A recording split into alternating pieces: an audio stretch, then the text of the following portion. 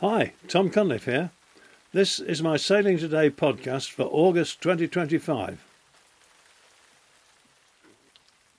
When I took my first Bricklite Magellan GPS receiver out of its box back in the mid-1990s, I was in Wick, northeast Scotland. The fog was thick enough to walk on. Filled with a confidence I had never had before, I put bravely to sea with Ferdinand propped up in the cockpit, new batteries and all. I hadn't proceeded half a mile from the pierhead with my eyes penetrating all 25 yards of the North Sea within my vision when I realised there was more to safety than knowing where I was. I turned round, made it back inside the breakwaters, and I'm still alive. The software then was often no better than it should have been, and the hardware was downright clunky. On the face of things, all that is now consigned to history. High above us fly cages of satellites from GPS, Galileo and GLONASS, all transmitting signals which can be read by any common multi-GNSS receiver, backed up by an iPad and the phone in the skipper's pocket. We're covered all ends up. Or are we? It's a few years since the US Navy decided that after all a backup is required and reintroduced astronavigation for deck officer cadets. The Royal Navy followed suit and created such a stir among the quality dailies that the BBC invited me to appear on Newsnight to present the sextant and chronometer to a population convinced they knew where they were. When I explained to Evan Davis that he'd be delighted with a position accurate to 2 miles using the sun alone, he was shocked. He cheered up a bit when I showed him a plot of 7 stars I'd observed back in the 1980s. The position lines are so tight at the intersection that there's no gap between them.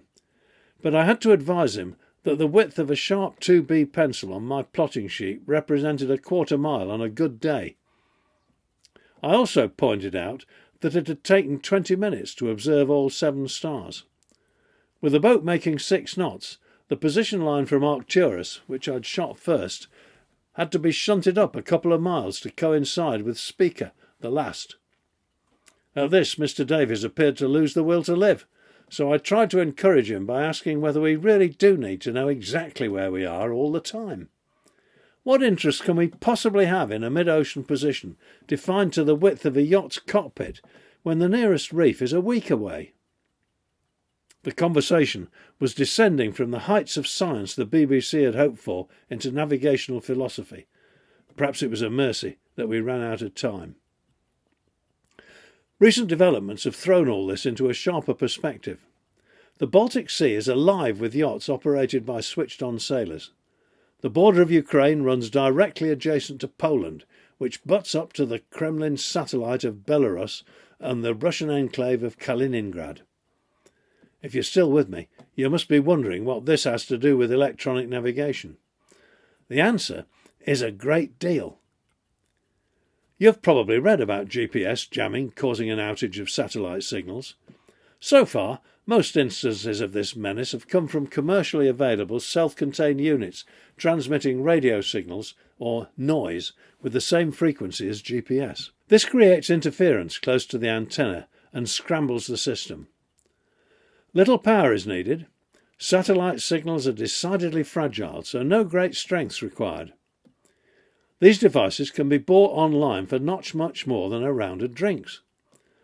There may be users who intend no general harm, but the units are favoured by criminals and fleet vehicle drivers who don't want the boss to know they've overrun their hours or swung by a girlfriend's place for a swift diversion from duty. Smarter drivers than me have reported that mysteriously they can also guard against speed traps. More sinister than the simple GPS jammer is GPS spoofing. This actually delivers a spurious position. Its only possible use is malicious. GPS jammers were developed for the military. For the rest of us, purchase or possession of a device invites a trip to the magistrates because, amongst other things, the sphere of impact can be greater than that claimed by the manufacturer. Up until now, most of their mischievous influence has been on aviation, but a trucker in faraway New Jersey recently had his wallet emptied for compromising the air traffic controllers at Newark. GPS meddling is reported from conflict zones such as the Middle East. Nearer home, things are just as serious. At the moment it's mainly in the Baltic. A military aircraft carrying Britain's Defence Secretary had its GPS system interfered with near Kaliningrad. It does seem that Kaliningrad has sufficient electronic warfare capabilities, probably intended primarily to disrupt NATO, but there's no doubt that these incidents are increasing and beginning to interfere with commercial shipping. In the first 2 months of 2024, 985 GPS outages were reported, compared with 1,371 for the whole of 2023. Whether any of this is deliberately malevolent to non-military targets or simply a spin-off from operations for a different purpose remains unclear, but the intent was of no interest to the Swedish yachtsman I met, who told me that his GPS signal had gone down for more than long enough to compromise his navigational safety. He's not alone. I spent last summer cruising the Baltic and heard of a number of similar cases. At a yachting level, these reports are still anecdotal, but it'll surprise no one if the situation worsens and becomes more widespread. Right now, there seems to be no answer to jamming and the far more dangerous spoofing of GPS. For sailors who've come to demand a continuous accurate position fix with all the bells and whistles, this is bad news indeed.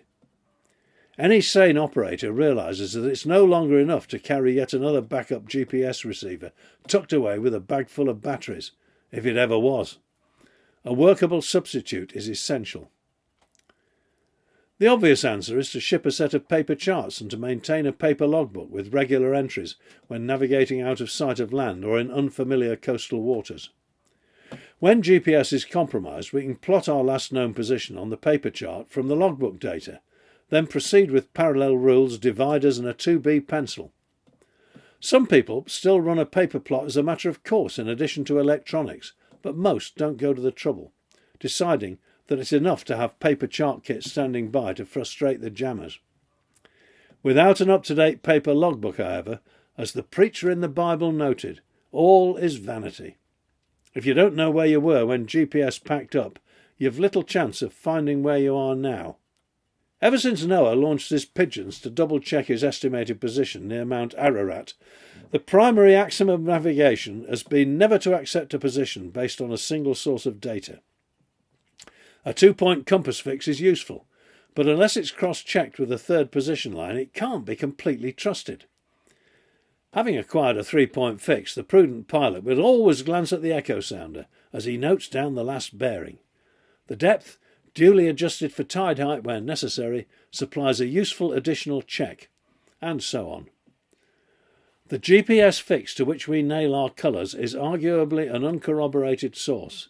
It's been so reliable and so accurate for so long that we've come to take it for granted. But the time is approaching, in parts of Europe at least, where we must look to the lessons of history to secure our safety.